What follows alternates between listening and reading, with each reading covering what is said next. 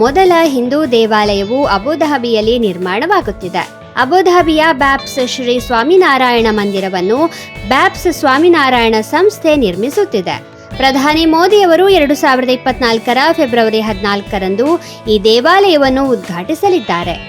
ಗಮನಾರ್ಹವಾಗಿ 2018ರಲ್ಲಿ ದೇವಾಲಯದ ನಿರ್ಮಾಣಕ್ಕಾಗಿ ಪ್ರಧಾನಿ ಮೋದಿ ಯೋಜನೆಯನ್ನು ಉದ್ಘಾಟಿಸಿದ್ದರು. ಅದೇ ಸಂದರ್ಭದಲ್ಲಿ ಪ್ರಧಾನಿ ಸಾಂಪ್ರದಾಯಿಕ ಕಲ್ಲಿನ ದೇವಾಲಯದ ಮಾದರಿಯನ್ನು ಅನಾವರಣಗೊಳಿಸಿದ್ದರು. ಈ ದೇವಾಲಯವು ಯುಎಇ ಸರ್ಕಾರದ ಉದಾತ್ತತೆಯ ಪ್ರತಿಬಿಂಬವಾಗಿದೆ. ಅದು ದೇವಾಲಯಕ್ಕಾಗಿ 17 ಎಕರೆ ಭೂಮಿಯನ್ನು ಉಡುಗೊರೆಯಾಗಿ ನೀಡಿದೆ. ಈ ದೇವಾಲಯವು 2 ರಾಷ್ಟ್ರಗಳ ನಡುವಿನ ಮಾನವೀಯ ಮೌಲ್ಯಗಳು ಮತ್ತು ಸಾಮರಸ್ಯದ ಏಳಿಗೆಗೆ ವೇಗವರ್ಧಕವಾಗಿ ಕಾರ್ಯನಿರ್ವಹಿಸಲಿದೆ. ಯುಎಇಯನ್ನು ತಮ್ಮ 2ನೇ ನೆಲೆಯನ್ನಾಗಿ ಮಾಡಿಕೊಂಡಿರುವ 3.5 ಮಿಲಿಯನ್ ಭಾರತೀಯರ ಜೊತೆಗೆ ಪ್ರಪಂಚದಾದ್ಯಂತದ ಪ್ರತಿಯೊಬ್ಬ ಭಾರತೀಯನು ಈ ದೇವಾಲಯದ ಪೂರ್ಣಗೊಳ್ಳುವಿಕೆಯನ್ನು ಕುತೂಹಲದಿಂದ ಕಾಯುತ್ತಿದ್ದಾರೆ.